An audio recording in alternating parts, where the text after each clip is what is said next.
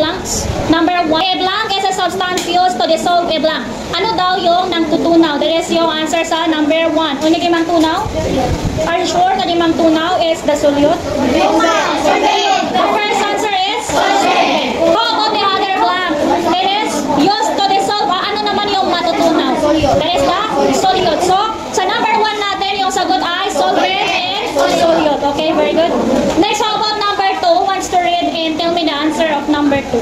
Doon sa solvent natin, is it greater or smaller than the amount of solute? The answer is greater. Very good. Number 2, that is greater. It is of the greater amount. Next, a blank is a substance that is being dissolved. So, iulit natin yung answer natin. Tama?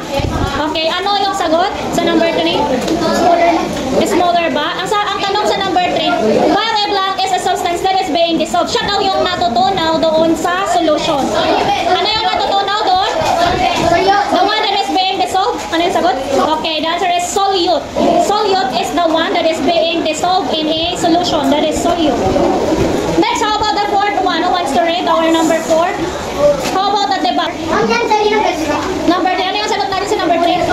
Solute. Solute, din yung number 3. Doon sa solute, is it greater or smaller in amount? Okay, the answer is smaller. Next, there are substances that can be dissolved in the given solvent. It is called, kapag natunaw daw yung isang substance, is it soluble or insoluble? Ano yung sagot? Okay, very good. We have soluble. Yung sagot ay soluble. How about those materials that can be dissolved? Hindi siya natutunaw. Ano yung sagot? Okay, very good. That is insoluble. Okay, 7 na lang. At who got 7? Who got 7?